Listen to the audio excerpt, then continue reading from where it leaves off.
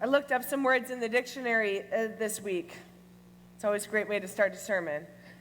Astounded, taciturn, thunderstruck, aghast, overwhelmed, overcome, startled.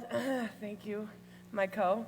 This is going to get funny in just a second. Inarticulate, stupefied, awestruck, speechless. It could be said that life is strung together by a series of experiences that leave us without words. You may know that feeling when whatever it is that you're experiencing is just simply too much for words to be assigned to it. Like the phenomenon of taking a picture of the moon or a sunset with your phone, and you go to look at it and you're like, well, that's not at all what I'm looking at. You just can't capture the stunning nature of things with a camera or with words sometimes. We are in a series, starting a series called Summer in the Psalms. And the Psalms put into words what elude words. That sense of awe and delight, or pain and sorrow, or deep love, or deep regret, gratitude, or a need. And so this summer, as we are spending some time in the Psalms, we're going to receive the variety that is in the Psalms of wonder and of awe and of gut-wrenching pain at points. I had prepared the intro to this sermon a couple days ago, and then this morning I woke up and wasn't doing so great. I think I have laryngitis, speechless, if you will. And so thank you for the tea, and we're going to do our best. I'm going to do my best to make it through this, but forgive the scratchy throat. So I want to talk with you about the Psalms. And it is our hope that this season in summer isn't just like, oh, okay, one psalm after another, but that you would be unleashed to be free to enjoy the life-giving nature of things that sometimes don't even have words. So let me introduce you to the Psalms, shall I? If you have a Bible, would you take it out? If you don't have a Bible, just for the sake of this exercise, there's a Bible in the pew in front of you or under the seat in front of you. If you find a hymnal, that won't do, but you could still look at it. There are plenty of psalms put to hymns in the hymnal. The thing I love about the Psalms is that if you look at your Bible and you open it up right smack dab in the middle, you're going to find it, okay? You might overreach and hit some Isaiah or a little Job, and that's okay. But Psalms is almost directly in the center of our Bible as it's organized now. And it is a very famous Old Testament book. Most people, whether they profess faith in Jesus or they are Jewish or any other religion, most people know, oh, this Bible, this Holy Scripture has some Psalms in it.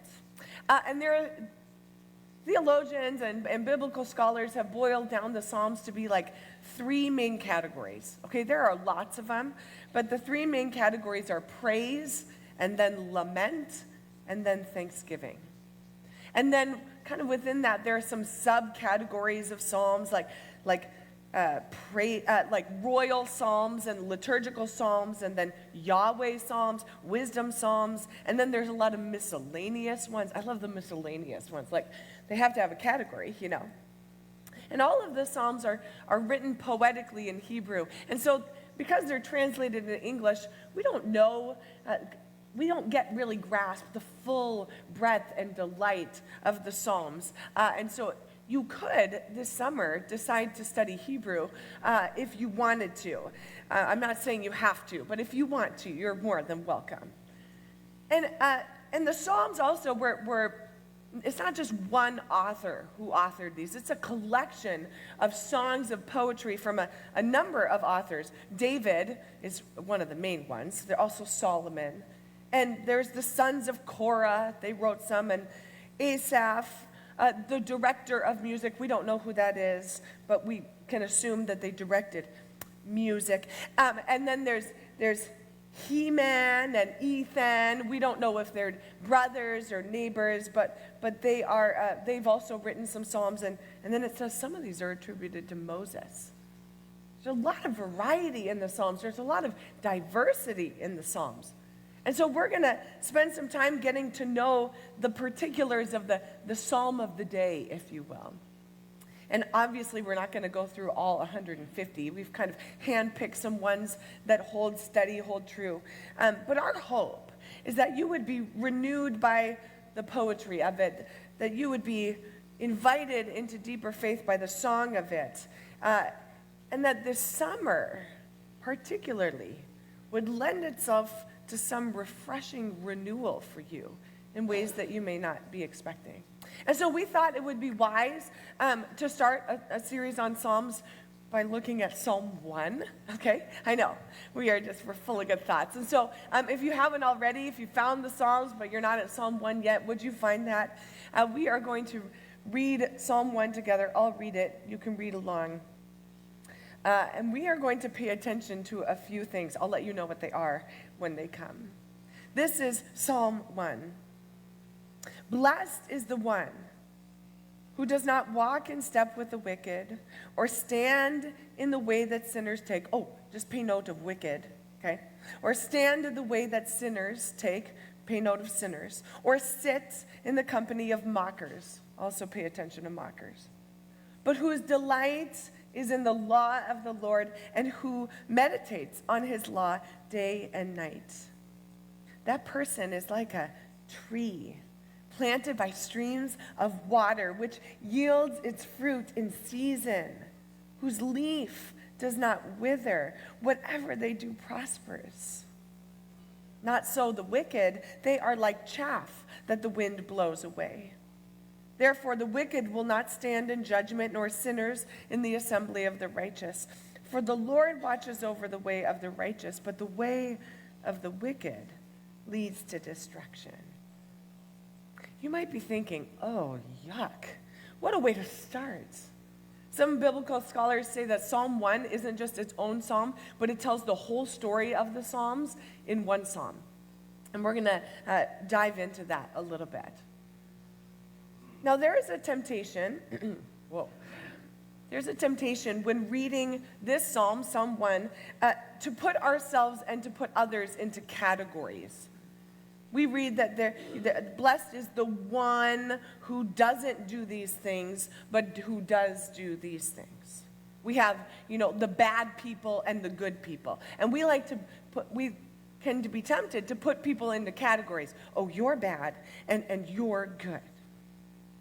All the wicked and the sinners and the mockers, they go on this side, and all the fruitful and the faithful and the flourishing, they go on this side. And we can also then be tempted to say, well, like, I'm over here, It's all fruit and faith and flourishing over with me. And all you all are just sinners and mockers and wicked. This is too simple a way to think about the text. We humans are complex beings with a lot of complexity in the parts of us. We are not just one thing, good, faithful, or right, or wicked, sinner, and mocker, but we are a sum of many, many things. There are parts of me that are flourishing right now, and there are parts of me that are certainly withering. Parts that are strong and parts that are weak, parts of my soul that believe wholeheartedly, and parts of me that question and doubt and wonder. We are not just one part, but we are many parts. And so I invite us today to read Psalm 1, not as an us and them scenario, but a parts scenario. That there are parts of us, if we could be honest, that are wicked and sinful and mocking. And there are parts of us that are thriving and growing, parts that are getting exactly what they need and are delighting to receive exactly what they need. we must resist the temptation to let Psalm 1 tell us to do more or to work harder, to not be like those guys, but to be like these guys. We must resist putting a whole person into one category of goodness or not goodness. Rather, Psalm 1 could actually be a way to reflect on how the parts of us are doing, and then to receive from God an invitation to be planted, to be fruitful, to be prosperous, and also to let all that is not those things blow away. And so we're going to do a bit of that this morning. Psalm 1 starts out with a set of actions that we may find ourselves doing, or portions of ourselves doing. Things that we might have a propensity towards in some of our parts. It says walking with the wicked, or standing with sinfulness, or sitting with mockery. Psalm 1 says all these things, they lead to destruction. It is not that one person or even a part of a person is itself wicked or sinful or a mocker, but it is that person or a part of that person that acts in those ways, walking, standing, sitting. And I'm going to give some definitions, and so if you're taking notes or you want to bring out your phone, it might be helpful as we're reflecting and preparing for the summer to get some of these definitions down. When the psalm talks about wickedness, the psalmist is talking about hostility to God. Wickedness is not an inherent sense of evil, but wickedness is a choice to be hostile to God. When the psalmist writes about sin, sinners, or sinfulness, the psalmist is talking about those who live by their own inclinations. Sinfulness is to live by our own inclinations. And then finally, those mockers, those who are, or those parts who are act in mockery. Mockery is to belittle or undermine goodness. Mockery, to belittle or to undermine goodness. Wickedness is hostility to God. Sinfulness is to live by our own inclinations. Mockery is to belittle or undermine goodness. It's sometimes hard to notice when parts of us are acting in these ways because we are very accustomed to how these things are acting, or we're very accustomed to just ignoring these things. Oh, we'll just live near the living water and be planted. But I want us to take some time to consider our whole selves at the start of this new season, to consider what we might want God to address in us over the next few months. The psalm continues to say in verse 4 that wickedness is like chaff. Chaff is that dry stuff around a kernel of wheat, and the way that they would get rid of chaff is they would, do something with it. I'm not entirely sure. And then they throw it up in the air, and the chaff, the dry part, would go whoosh, away, and all the kernels, which were heavy, would fall to the ground. And that's how they got rid of the chaff, the stuff that you don't want. The psalm says that wickedness is just blows away like the chaff. It also says that sinfulness will not be able to stand near righteousness. When I read that, if I'm tempted to say that there are good people or bad people and good people, ungood and good, I think, well, that sounds terrible. That we're just going to throw people up and watch them fly away on the wind. That people who aren't good are never going to be able to stand with the righteous. But actually, if we understand Psalm 1 in the parts of ourselves, this is really good news. That those parts of us with propensities toward unlovingness or unhealthiness or un-God-honoring things, those things are actually going to crumble. They're going to dry out. They're going to fly away with the wind of the Spirit of God. This is good news. Summertime, especially, gives us a very helpful lens to look at our spiritual lives in this manner. I think about my own yard right now. My grass is crisping a little bit. There are some dead branches on our weeping birch that are scattering our really dry lawn. Those blooms that came in springtime, they're all dried up and shriveled, and they're a bit crunchy. I even pulled up 3 dead and dry bushes yesterday, much to my husband's chagrin. And it felt really good to get rid of all of the crunchy, dead stuff. It was time for them to go into the little yard waste bin and float home to Jesus. It was time. It was these bushes and this dry stuff, it was no longer serving its purpose. And so it was time to graciously shed that space or those bushes so that we might make room and space for that which might grow and thrive in its place. It's not condemnation for the bush.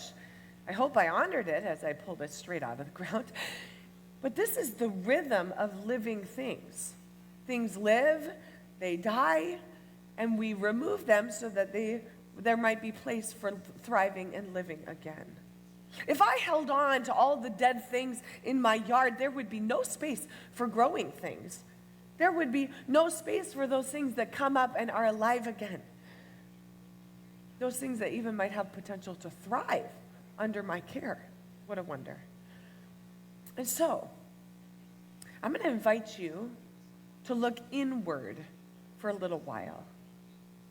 Inward at the parts that make up your being.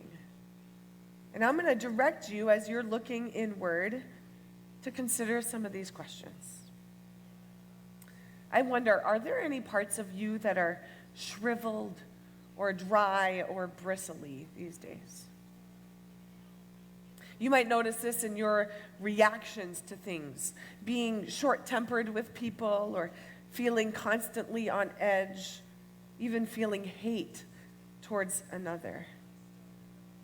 I invite you to just notice those things. Don't judge those parts. Notice them and acknowledge the truth that those things exist in you.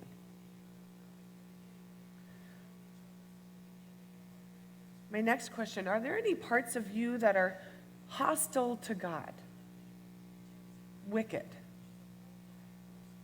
You might notice this in your reluctance to talk to God in prayer, or your resistance to love your neighbor, or your unwillingness to choose humility or understanding in a situation, or maybe even your apathy in your spiritual practices.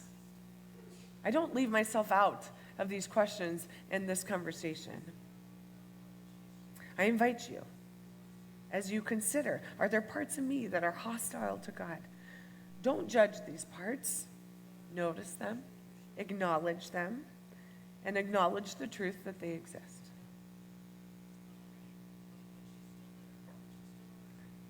Are there any parts of you that are living by your own inclinations?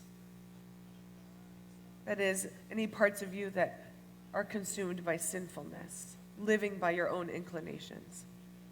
Situations may come to mind where you had the opportunity to consult God, but you chose not to. Or maybe you notice a sense of, I've got this, or no one understands this but me. Or if I could just try a little harder. Don't judge these parts. Just notice them and acknowledge the truth that they exist. And finally, are there parts of you that belittle and undermine goodness in yourself or in another? The definition of mockery. You may notice how you do this to yourself, belittling or undermining your created goodness. You may notice how you belittle or undermine the goodness of others in the way you speak to them, in the questions you ask them, in the way you direct them. Don't judge these parts. Just notice them, acknowledging the truth that they exist. the good news of God is that these parts do not need to remain. They don't need to be worked harder on. They don't need to undergo some special classes. To acknowledge them is to say, I see you. You don't belong here anymore. And you might blow away like the chaff in the wind. These things have no chance of standing up against goodness or wholeness. These things are welcome to be gone away with. And God doesn't judge you or say, well, you're out because you have these parts. He says, I'll take it away with the wind. I'll put it in the yard waste bin for you. You don't have to look at that again. This summer might actually be the summer where these parts of you find renewal and revival and redemption. Summertime is a time of a season specifically of life and vitality and fruitfulness and delight. You know, we're smack dab in the middle of strawberry season. And I went strawberry picking last Monday with my kids. Let me tell you, even though it was vitality and joy, it was messy. We're in smack dab in strawberry season, and then that's going to give way to raspberry season. Raspberries are so good. And then there's blueberry season, which are also delicious. And then there's blackberry season. And blackberry season is the most wild season of all because there is no controlling where those blackberries are going to go. You know, they like climb into your yard and you're driving by on the freeway and there they are. I mean, blackberry season is really a wonder. And then in the summer, you know, there's watermelon. You love it. And there are peaches. And then there's fresh lettuce out of your garden and maybe there's corn or tomatoes. I need to know. What is the fruit of the summer that you love? It doesn't have to be a fruit. Can I hear it? Huh? Tomatoes. Cucumbers. What did you say? Rainier cherries. I heard someone on a cooking show that tried to pronounce Rainier and they really messed it up. Anyway, how do they not know? Rainier cherries. Anyone else? Carrots. That's more of a fall thing, though, isn't it? Listen, I'm no gardener. I shouldn't judge. Anyone else? Marion berries. Ooh, huckleberries. Oh, I forgot about those. Anything else? Shiso. Chris, we might need an explanation. Japanese herb. Oh no. Okay. Well, you'll bring that in for us to try something. Summer is full of fruitfulness, isn't it? And I'm also sure that summer is full of a lot of adventures, some that might bring you to be near a body of water. How many of you plan or get to go to any sort of water this summer? Anybody? A good majority of you.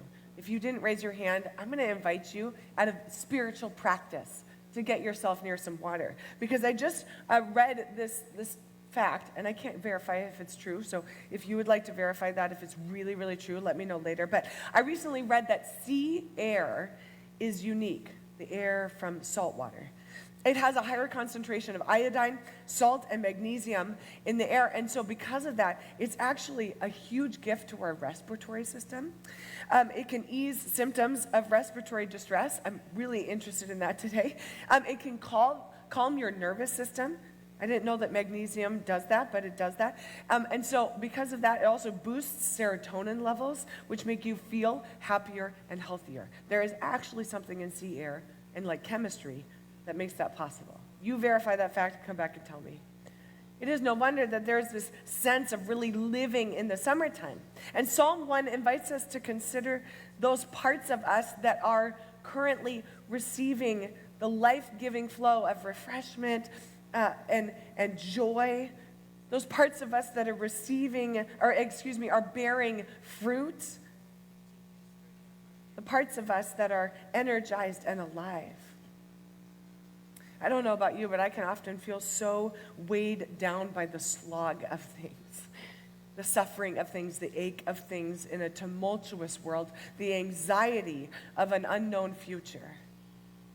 And when this happens, what brings me back to the very moment I'm in and the responsibilities I have is to contemplate what is good, what is fruitful, what is life-giving, what is neighbor-loving.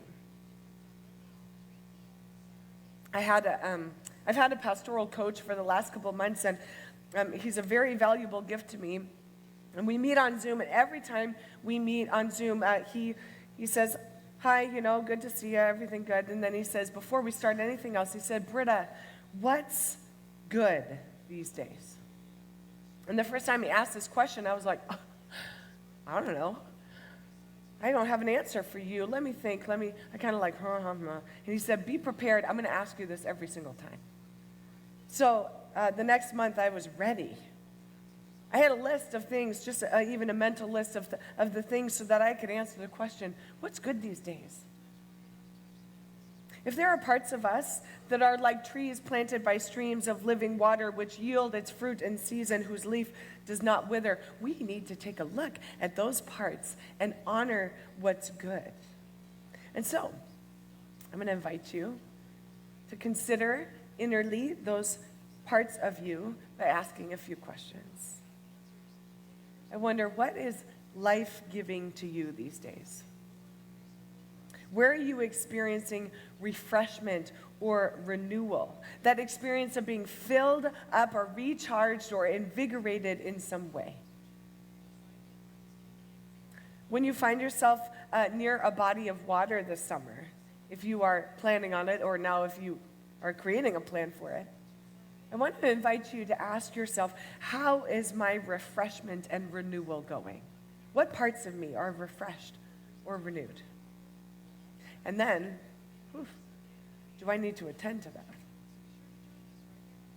The next question for you as you look inward, what in your life is fruitful?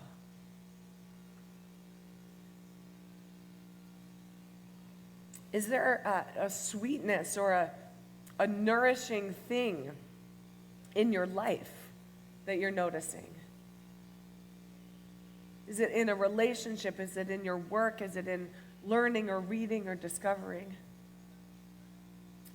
Then I wonder, how are you stewarding that sweetness, that fruitfulness? And so, when you find yourself eating the fruit of the season, or the herbs of the season, or the carrots of the season, I want to invite you to count the fruit in your life. Maybe asking that question, what is fruitful right now in me? Maybe you could even ask this question around your picnic tables or your dinner tables or in your car as you're taking a road trip. What's fruitful these days? And then the last question, what is resilient in your life these days? Even if it's not productive or renewing to you, is there something in your life that is unwithered, that is resilient, even if it had every opportunity to be withery or to be crispy? Perhaps you've been through a very trying season that has required a lot of you, but there are parts that have made it through unscathed. They're standing tall, they're alive. Perhaps you have grieved, and your ability to love is still intact. Perhaps you've been in conflict, and you notice that your hope and your peace cannot be snuffed out. Maybe you've faced your pain, and what you also saw when you faced your pain was a desire to live wholeheartedly. These are signs of resilience.